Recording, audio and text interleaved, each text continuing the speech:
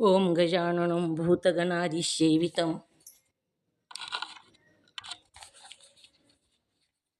कपितजम्बूफलचारुभक्षणम् उमासुतं शोकविनाशकारणं नमामि विघ्नेश्वरपादपङ्कजं शिवानन्दं शिवरूपं गुरुसाक्षात् शिवस्वयं संसारशोकहरति ध्याता शिवानन्दरूपं ब्रह्मविद्याप्रदायकं साकरेवंशप्रवर्तितं जीवशिवाय भवति ज्ञानेन तत्पदं बोधितं।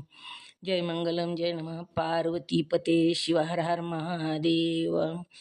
वंदे श्रीमद्राम सद्गुरु मतिशांति सीतया श्लिष्टम कामादिराक्षसारी भवजलधो तत्वबोध सेतुकरम।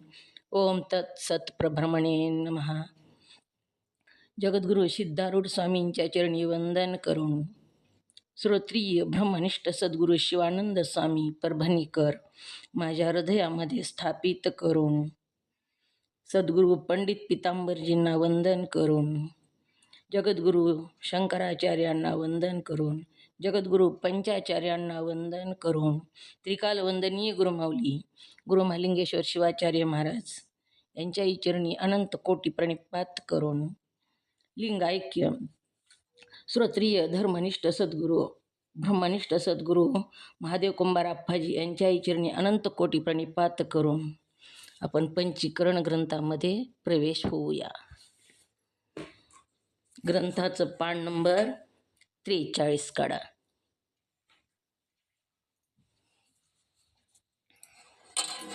आपण काल सद्गुरूचे लक्षण बघितले।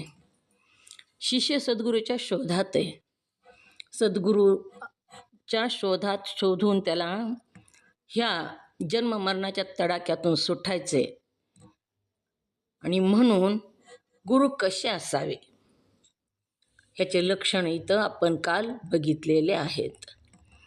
तर त्याच्यामध्ये मुख्य लक्षणं 2 सांगितले, ब्रह्मनिष्ठ असावा आणि श्रोत्रिय असावा, दयाळू कृपाळू। श्रोत्रिय आणि ब्रह्मनिष्ठ असे 2 लक्षणं जरी असतील मुख्य लक्षणं, तरी तू त्यांना सद्गुरू करून घे असं सांगितलेलं आहे गुरुनी। ओम नमः शिवाय। गुरु कोणाला म्हणावं? ओम नमः शिवाय।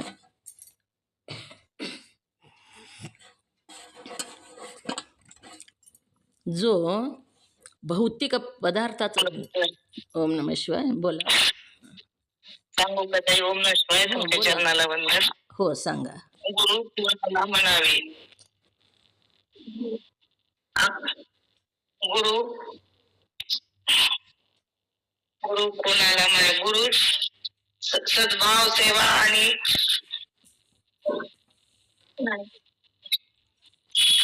ओम नमः शिवाय। ओम नमः हो। गुरु कोणाला म्हणावे? शिवाय सांगा बे कोणी? थांबा, हो थांबा मंगेताई, थांबा।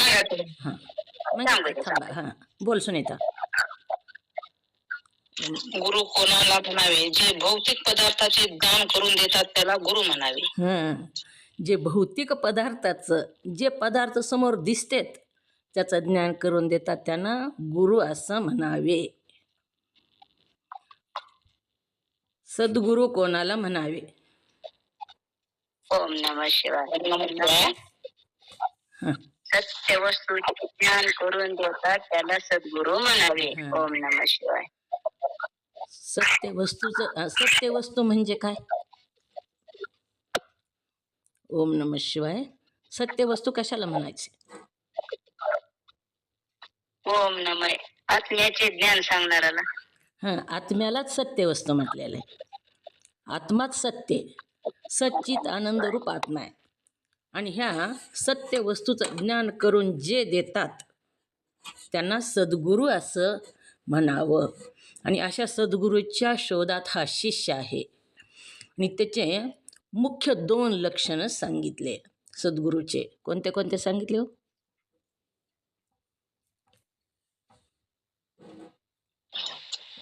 ओम नमः शिवाय। एक श्रोत्रिय असावं, 2 ब्रह्मनिष्ठ असावं. श्रोत्रिय आणि ब्रह्मनिष्ठ असावं असे 2 लक्षण असायला पाहिजे मुख्यत्वे करून. पुन्हा दुसरे लक्षणं सांगितले, परंतु मुख्य लक्षणं 2 सांगितले. तर ह्या 2 लक्षणांनी युक्त जो असेल तो तू सद्गुरू करून घे. अशा सद्गुरूचा समागम कर आणि सद्गुरू करून घे, सद्गुरूची सेवा करून आत्मज्ञान करून घे असं गुरु त्याला सांगत आहेत. आता समागम करणं म्हणजे काय करणं? समागम करणे म्हणजे ते ओम नमः शिवाय सेवा करणे, अंग सेवा, स्थान सेवा आणि आप्त सेवा आणि घरी आलेल्या पाहुण्यांचा आदरातिथ्य सत्कार करणे, त्याला समागम सेवा असं म्हणतात. ओम नमः शिवाय. सद्गुरूची सेवा करणे, समागम करणे म्हणजे सेवा करणे. हे सेवा 4 प्रकारची सांगितली. सांगा कुणाला अजून माहिती आहे का? 4 प्रकार सेवेचे कोणते? ओम नमः शिवाय. हो ओम नमः सांगू. हो सांगा ताई, सांगा. सद्गुरूची सेवा, अंग सेवा, दुसरी आप्त सेवा, तिसरी स्थान सेवा आणि चौथी सद्भाव सेवा अशा पद्धतीने सांगितले. वंदन चरणाला तुमच्या ताई. सांगा अजून कोणी कोणत्या सेवा करायच्या ती? सद्गुरूच्या कोणती सेवा करावी लागते? समागम म्हणजे सद्गुरूच्या सेवा करण्याचे प्रकार किती आणि कोणते? ओम नमः शिवाय. आता सांगितलेलं सांगा. ओम नमः शिवाय सांगू. हो सांगा. सद्गुरूची सेवा 4 प्रकारे करावी. 1 अंग सेवा, 2 स्थान सेवा, 3 सद्भाव सेवा आणि 4 आप्त सेवा अशी 4 प्रकारची. 4 प्रकारानं सद्गुरूची सेवा करावी लागते. सद्गुरूचा समागम करावा लागतो. काय सांगितलं सुनीता? कोणतं सांगितलं सेवा? ओम नमः शिवाय. ओम नमः शिवाय 4 गुरु सेवा आहेत. 1 अंग सेवा, 2 स्थान सेवा, 3 सद्भाव सेवा, 4 आप्त सेवा. अशा 4 ओम नमः शिवाय 4 प्रकारानं सद्गुरूची सेवा करायला पाहिजे आणि सद्गुरूची कृपा संपादन करून घ्यायला पाहिजे. ओम नमः शिवाय सांगायच्या का सेवा? सांगा. हो सांगा, बोला. समागम सद्गुरूची सेवा 4 प्रकारे करावी. 1 अंग सेवा, दुसरी स्थान सेवा, तिसरी आप्त सेवा आणि चौथी सद्भाव सेवा. अशा 4 प्रकारानं सद्गुरूची सेवा करून सद्गुरूची कृपा संपादन करायची असते. ओम नमः शिवाय. सांगा महाजनताई, कोणत्या सेवा 4? ओम नमः शिवाय. अंग सेवा, स्थान सेवा, आप्त सेवा, सद्भाव सेवा या 4. अंग सेवा म्हणजे काय? ओम नमः शिवाय. अंग सेवा करणं म्हणजे कशी सेवा करणं? अंग सेवा करणं म्हणजे गुरु जिथं राहत असते तिथं स्वच्छ ठेवलं. ओम नमः शिवाय. बोला मीनाताई, अंग सेवा म्हणजे? ओम नमः शिवाय. अंग सेवा म्हणजे घरी आल्यानंतर त्यांचं स्वागत करणं, स्वतः देवाची जेवण, स्वतःचा त्यांचं पाणी, त्यांचे पूजेचं साहित्य हे सगळं देणं हे आपल्या स्वतःच्या शरीरानं झालं पाहिजे. त्याला अंग सेवा म्हणायची. ओम नमः शिवाय. हो सांगा, सांगा. पहिली सेवा अंग सेवा आहे. अंग सेवा कशी करायची ते सांगितलं पाहिजे. आपण स्वतः जसं आपण अंग स्वच्छ करतात, स्वच्छ कपडे घालतात, वस्त्र वगैरे लावतात, तसं गुरुची पण सेवा करायला पाहिजे. ओम नमः शिवाय. गुरुची सेवा, गुरुच्या अंगाला जे लागतं सगळं साहित्य, साबण देणं, पाणी गरम करून देणं, सद्गुरूला आंघोळ घालणं, अशा प्रकारे अंगाची सेवा सद्गुरूच्या, अंगाची. हां म्हणजे अंग सेवा. आता त्या दुसरी सेवा कोणती आणि ती कशी? ओम नमः शिवाय. स्थान सेवा. स्थान सेवा. हां कोणती सेवा सांगितली? ओम नमः शिवाय. स्थान सेवा. हां दुसरी सेवा स्थान सेवा. स्थान सेवा. हं. तर ही स्थान तर सेवा ती कशी करावी, हां कशी करावी सांगते. सांगा. हो ओम नमः शिवाय. तुमच्या चरणाला वंदन. गुरुचा मठ झाडणे, गुरुजीचा थांबते तिथलं सारवून सगळं टाकून स्वच्छ करणे, कचरा उचलून टाकणे, असे त्यांच्या स्थानाची सेवा करायची. ओम नमः शिवाय. ओम नमः शिवाय. जिथं गुरु राहतात ती जागा स्वच्छ करायची, गुरु बसतात ती बेडशीट स्वच्छ धुवून ठेवायची. गुरुची स्थान जिथं गुरुच्या मठात गेलं तर गुरुचा मठ झाडून काढणं, पुसून घेणं, स्वच्छ करणं ही स्थानाची सेवा. अंग सेवा, दुसरी स्थान सेवा आणि तिसरी कोणती? आप्त सेवा. हां आप्त सेवा. ती तर ती आप्त सेवा कशी करायची सांगितली. महाराजाच्या मठात गेल्यानंतर आपल्या घरी जसे पाहुणे येतात आपण त्यांचा आदर सत्कार करतो, त्याप्रमाणे गुरुला घरी आणल्यानंतर त्यांचा आदर सत्कार करणे, गुरु बरोबर शिष्य जे आलेले आहेत त्यांचा पण आदर सत्कार करणे. ओम नमः शिवाय. हो अगदी बरोबर. गुरु घरी आल्यावर आपण पाहुणे आल्यानंतर किती आनंदित होतो, पाहुण्याला गोडधोड खायला करतो, पाहुण्याचं स्वागत करतो, सेवा करतो. आप्तासारखी सेवा सद्गुरूची करणं म्हणजेच आप्त सेवा. आणि शेवटची सेवा चौथी सद्भाव सेवा. सद्भाव सेवा. हां सांगा. सद्भाव सेवा म्हणजे आपली भावना भावना चांगली भाव आला पाहिजे. ओम नमः शिवाय. तुम्ही म्यूट करा. सांगा मीनाताई. आता ही मीनाताई. ओम नमः शिवाय. तुमच्या चरणाला वंदन. सद्भाव सेवा म्हणजे सात्विक भावनेने आनंदाने. ओम नमः शिवाय. सात्विक भावना सद्गुरूची सेवा करण्यामागची भावना स्वच्छ पाहिजे. मी सद्गुरूची सेवा करायलो ही सुद्धा भावना नसायला पाहिजे. मी केलं ही भावना नसावी. अशा प्रकारे 4 प्रकारे सद्गुरूंची सेवा सांगितलेली आहे. ओम नमः शिवाय. काकी आलं का लक्षात?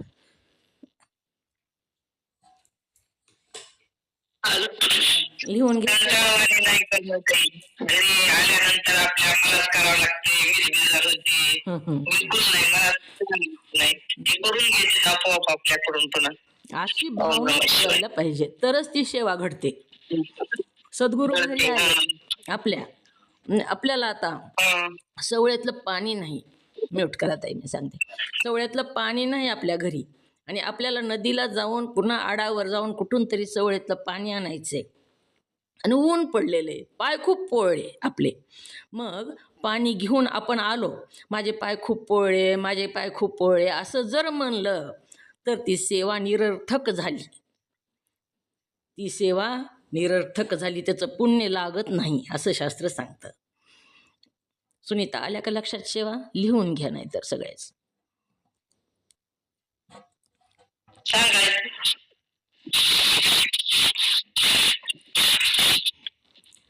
ओम नमः शिवाय. लिहिलंय का? घेतलंय का लिहून सगळ्यांनी?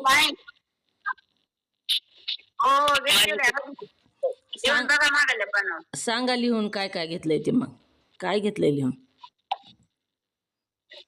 सद्गुरूची सेवा, एक अंग सेवा, 2 स्थान सेवा, 3 सद्भाव सेवा, 4 आप्त सेवा, असे 4 प्रकारची सेवा सद्गुरूची करून, सद्गुरूचा समागम करून आपण मुमुक्षाने सद्गुरूकडून ज्ञान प्राप्त करून घ्यायचं असतं. पूर्वीच्या काळी आधी मठात जावं लागायचं आणि तिथं त्यांची सेवा करावा लागायची. त्याच्याशिवाय ज्ञान प्राप्त होत नव्हतं. आता पुढचं वाचा. शिष्य म्हणतात. ओम नमः शिवाय. ओम नमः शिवाय. कोण वाचायला का वाचू मी? वाचा. अच्छा. शिष्य म्हणतात ओम नमः शिवाय. शिष्य शिष्य म्हणतात आपण सद्गुरूची साधूची श्रोत्रिय व ब्रह्मनिष्ठ अशी 2 लक्षणे विशेष करून सांगितली. पण त्यापैकी एकच विशेषण युक्त असा सद्गुरू असला तर त्याच्यापासून कल्याणकारक बोध होऊ शकेल किंवा नाही. आणि प्रश्न विचारला आणखी शिष्याने गुरुला. गुरु सांगतात एकाच विशेषाने युक्त अशा गुरुपासून निसंशय बोध होऊ शकत नाही. यासाठी वर सांगितलेल्या दोन्ही विशेषणाने युक्त अशा सद्गुरूला शरण जावे. याविषयी तुला एक दृष्टांत सांगतो. ओम नमः शिवाय. दृष्टांत वाचायचा का? नाही, ओम नमः शिवाय नाही.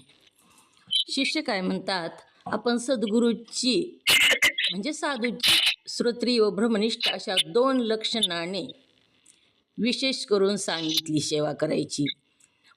2 लक्षणं त्या सद्गुरूमध्ये असावे असं तुम्ही सांगितलं. तसे तर 12 लक्षणावरी दिलेले आहेत, परंतु मुख्यत्वे करून 2 लक्षणं सद्गुरूमध्ये असावे आणि त्याच सद्गुरूला तू शरण जा.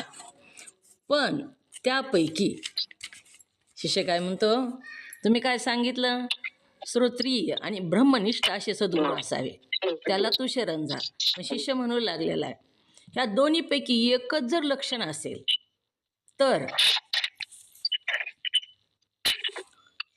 त्यांच्याकडून मला कल्याणकारी बोध होईल का? प्रश्न विचारलाय शिष्यानं. अशा सद्गुरूकडून मला कल्याणकारी बोध होईल का? माझं सार्थक होईल का? मला ज्ञानाची प्राप्ती होईल का? असा प्रश्न. कोणता प्रश्न विचारला हो? प्रश्न कळायला पाहिजे तर उत्तर कळतं. ओम नमः शिवाय. काय विचारला प्रश्न?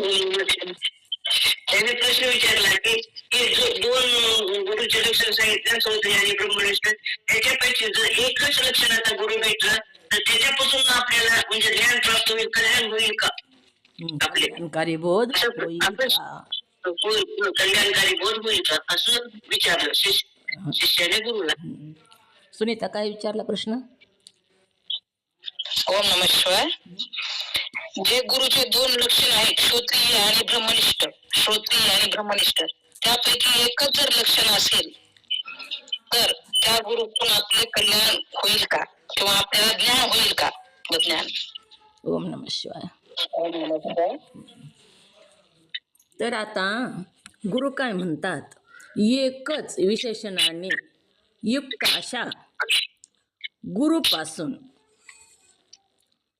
निसंशय बोध होऊ शकत नाही. जर एकच लक्षण असेल 2 लक्षणापैकी श्रोत्रिय किंवा ब्रह्मनिष्ठ ह्याच्यापैकी एकच जर लक्षण त्याच्यामध्ये असेल त्या सद्गुरूमध्ये तर निसंशय असा बोध होऊ शकणार नाही. बोध होईल पण सगळे संशय दूर होणार नाहीत आणि निसंशय असा बोध पूर्ण तुला आत्मज्ञान होणार नाही, होऊ शकत नाही. त्यासाठी वर सांगितलेल्या 2ही विशेषणांनी युक्त अशा सद्गुरूला शरण जावे. वर जी सांगितलेले आहेत 2 विशेषण सद्गुरूचे, कोणते विशेषण आहे तो? कोणते सांगितले 2 विशेषण? ओम नमः शिवाय. हां, श्रोत्रिय आणि ब्रह्मनिष्ठ हे 2 सांगितले. श्रोत्रिय आणि ब्रह्मनिष्ठ. श्रोत्रिय आणि हां बोला.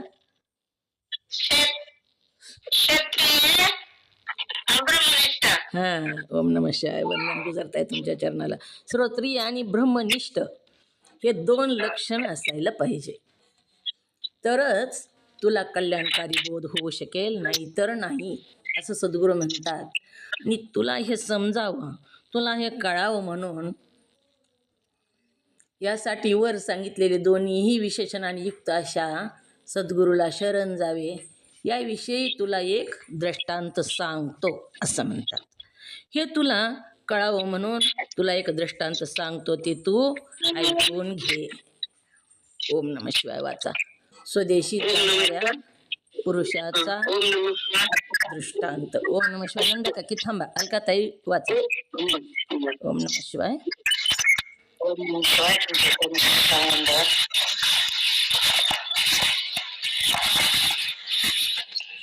कोणी एक स्वदेशी जावयास ऐकून येईल हो येईल ऐकू ऐकायला का येईल ऐकायला ताई. कोणी कोणी एक स्वदेशी जावयास निघालेला ग्रस्त आपल्या रस्त्याने चालला होता. त्याला वाटेत एक नदी लागली. तिथून पार जाण्याच्या हेतूने त्याने नदीच्या काठावर राहणाऱ्या लोकांस विचारले की मला नदीच्या पार जाता यावे, यास काय उपाय करावा. ते ऐकून शरीराने पुष्ट असून मजबूत व चालण्याच्या कामात अगदी पटाईत पण बेटा डोळ्याने आंधळा असा एक त्यांच्यापैकीच इसम पुढे येऊन त्या गृहस्थास म्हणाला की माझ्या खांद्यावर तुम्ही बसलात तर मी तुम्हास नदीच्या पार नेईन. त्या आंधळ्याचे ते बोलणे ऐकून नदी पार जाणाऱ्या गृहस्थाच्या मनात असा विचार उत्पन्न झाला की हा बेटा आंधळा असल्यामुळे याला स्वतःला नदीचा पार तर बिलकुल दिसत नाही. असे आहे तर हा मला पार कसा घेऊन जाईल. केवळ याच्या विश्वासावर जाणे मोठे धोक्याचे आहे असे त्यास वाटून त्याने त्या आंधळ्याचे म्हणणे कबूल केले नाही. ओम नमः शिवाय. ओम नमः शिवाय. स्वदेशी जाणाऱ्या पुरुषाचा दृष्टांत. कोणी एक स्वदेशी जावयास निघालेला ग्रस्त. एक ग्रस्त आपल्या स्वदेशाला निघाला आणि निघाल्यानंतर तो वाटेला लागला आणि वाटेला लागल्यानंतर त्याला रस्त्यामध्ये चालत होता तर त्याला वाटेत एक नदी लागली आणि तिथून पार जाण्याच्या हेतूने आता नदी लागली, नदीच्या पलीकडं जायचं आहे आणि नदी ओलांडल्याशिवाय स्वदेशाला जाता येत नाही अशी त्याची अवस्था झाली. आपल्याला सुद्धा स्वदेशीत जायचं आहे बघा. आपण दुसऱ्या देशातून इथं आलेलो आहेत. जन्माआधी आपण दुसऱ्या देशात होतो आणि जिथून आलो तिथंच जायचं आहे आपल्याला सुद्धा. असा त्याच्या देशामध्ये त्याला जायचं आहे ह्या व्यक्तीला. आणि जात असताना नदी आडवी लागली. तिथून जाण्याच्या हेतूने त्याने नदीच्या काठावर राहणाऱ्या लोकाला विचारले. बरेच लोक होते त्या नदीच्या काठावर. त्याने त्या लोकांना विचारलेलं आहे मला नदीचा पार जाता यावे, यास काय उपाय करावा. तो म्हणू लागला त्या काठावरच्या लोकांना मला